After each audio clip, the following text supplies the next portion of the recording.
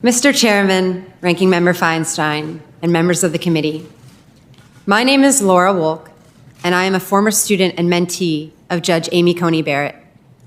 In part because of her unwavering support, I am the first blind woman to serve as a law clerk on the Supreme Court of the United States. It is now my immense privilege to appear before you in support of Judge Barrett's nomination to that same great institution.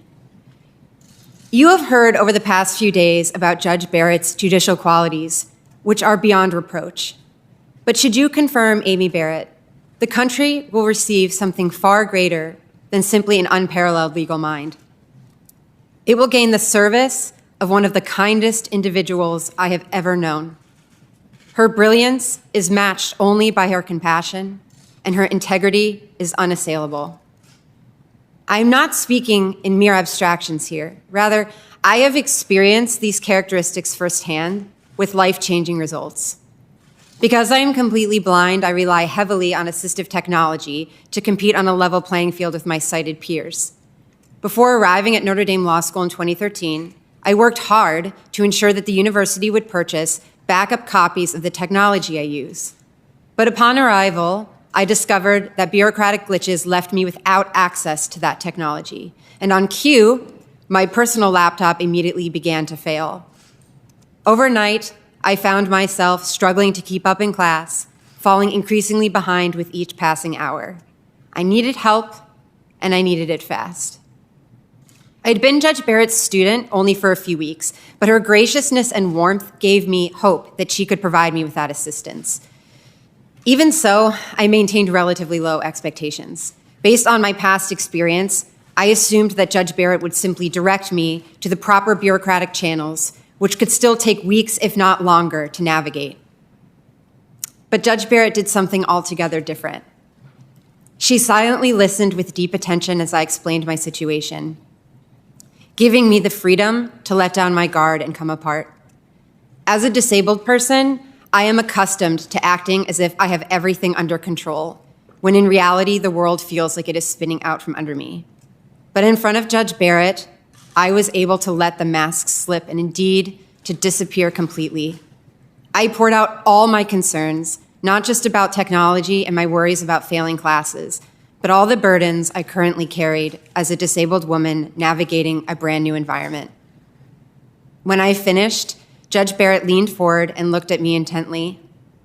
"Laura," she said, with the same measured conviction that we have seen displayed throughout her entire nomination process, "this is no longer your problem, it's my problem."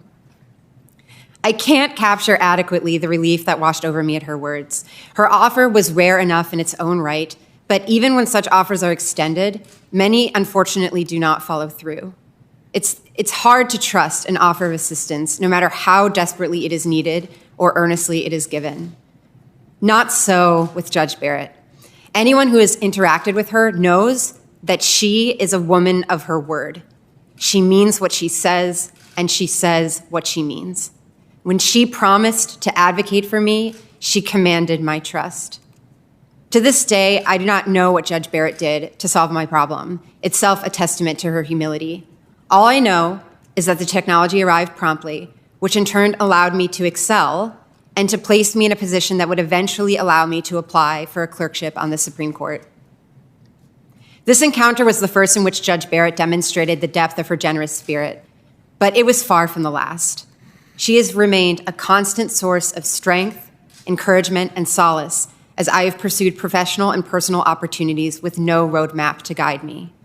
Through her mentorship, she has given me a gift of immeasurable value, the ability to live an abundant life with the potential to break down barriers so that I can leave this world a better place than I found it. Though I am here today to share with you my story, the very best aspect of that story is that it is hardly unique. Those who have had the benefit of knowing Amy Coney Barrett understand that she possesses a boundless font of energy and a radical sense of love that she is ever ready to pour out upon those lucky enough to call her teacher, boss, family, and friend. Judge Barrett will serve this country with distinction, not only because of her intellectual prowess, but also because of her ability to treat everyone as an equal, deserving of complete respect.